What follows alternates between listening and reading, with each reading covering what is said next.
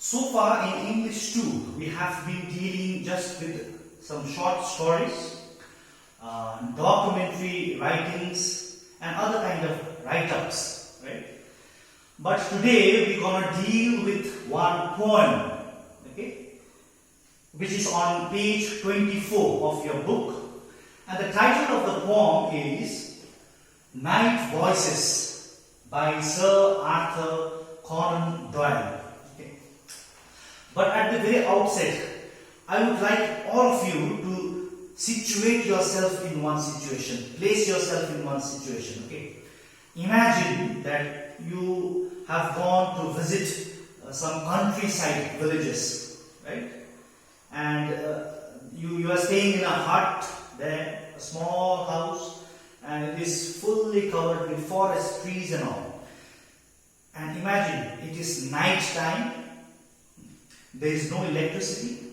It is very dark, pitch dark. There is no moon in the sky. There are no stars in the sky. And you can hear in the far away forest the howling of the wolves and other creepy sounds in the forests. Imagine. Now I'd like to ask you a question. Would you dare to step out of the house? Would you dare to come out of the house? I don't think any one of you will dare, right? Because you are afraid of the darkness there and all kinds of noises coming from the forest, right? Voices coming from the forest. Okay. So in this poem, Night Voices, we have a similar situation. Okay. Anyways, we'll discover what is the situation in the poem when we deal with the poem itself. Now, before we directly go to the poem, let us try to know a little bit about the poet, the author, Sir Arthur Conan Doyle. Basically, he is a Scottish author, Scottish poet, let us say. Okay? And professionally, he was a physician, a doctor.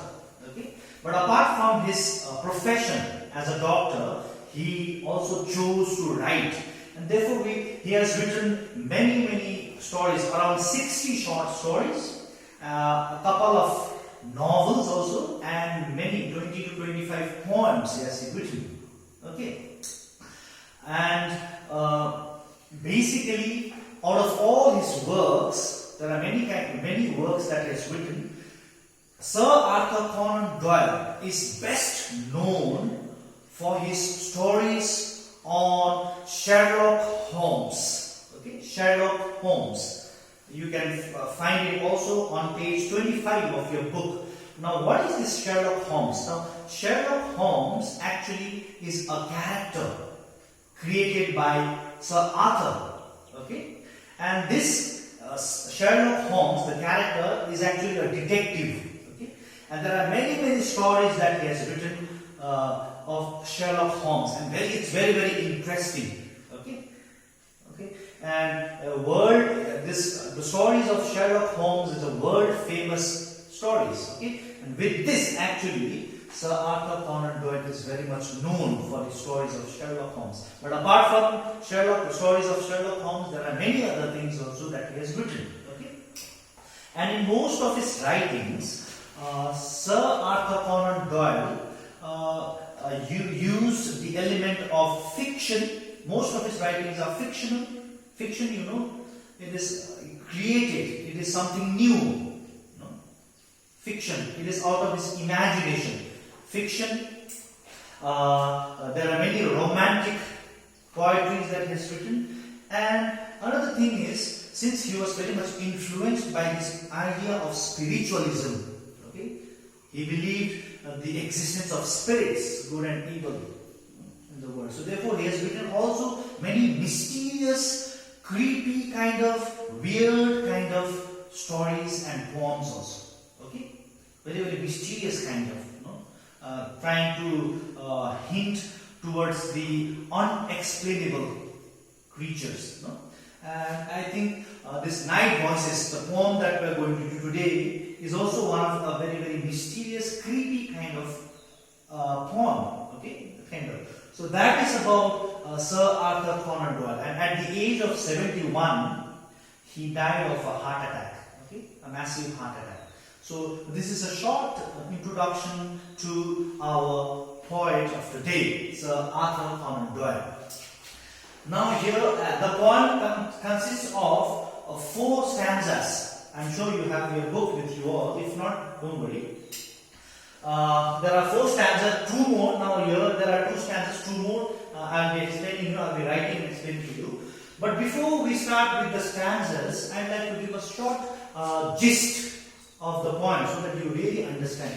Now, gist of the poem is, this poem is actually a kind of a interaction or a conversation between a child and his father. Okay, and the situation is the situation that I had placed to you all in the beginning. It's night time. There are many kinds of sounds coming from the woods, from the forest, and as a result, the child is very, very afraid. He is frightened. Okay, and therefore, because he is frightened, he is asking his father, "What is it? What is that noise? Something is there. Something is whispering. Something is murmuring. Father, I am really afraid." No? The child is trying to share his fear with his father, and in return, father also is trying to explain that there is nothing to worry. It's just a natural sounds. No need to worry. So this kind of conversation between father and the son is the content of our poem. The child is trying to express his fear to the father, and in return, father is trying to pacify him, to make him understand that there is nothing to be afraid of. Don't worry. So this is what actually the entire poem is about. Okay. Now let us deal with the first stanza. I'll read the stanza. This is the first stanza. "Father, Father, who is that whispering? Who is it who whispers in the wood? You say it is the breeze, as it sighs among the trees, but there's someone who whispers in the wood." Now see, I've already given you the situation, no? the background. A child is really very afraid. You could hear many kind of voices coming from the forest. So therefore, first thing he is asking is, "Father, what is that a whispering? Who is it who whispers in the wood?" Now whisper, you know the meaning of whisper? Whispers means speaking in a very low voice, no? Almost with your breath. You whisper in someone's ears, right? So very low voice, speaking in a low voice. That is a whispering. And wood. Now here wood doesn't mean the cut timber. It is the forest, woods, in the woods, forest. So he's asking, someone is there who is whispering in the forest, Father? There is someone. I am really afraid. It is very, very creepy. It's dark. There is no light. There is no moon, no star. I am really afraid. There is someone who is whispering in the woods. In a low voice, speaking in a low voice in the woods. You say it is the breeze as it sighs among the trees. Now, father tried to pacify the child, his child, saying, "Don't worry, it is not someone who is whispering, but actually it is the sound of the breeze." Now you know what is the meaning of breeze? B-R-E-A-Z-E. Breeze means is a gentle wind, right? Very gentle, soft wind, you know. And it is the breeze as it sighs among the trees. Now, when the wind, this gentle wind blows over the trees, what happens? The leaves are shaken, right? And there's a kind of a sound that is created from the woods, from the trees, right? When there's a breeze over there. So it is actually that sound. The sound of the breeze hitting the trees, hitting the forest. So please don't worry, there's nothing of that someone is whispering. No, nobody is there. It is the breeze. Okay?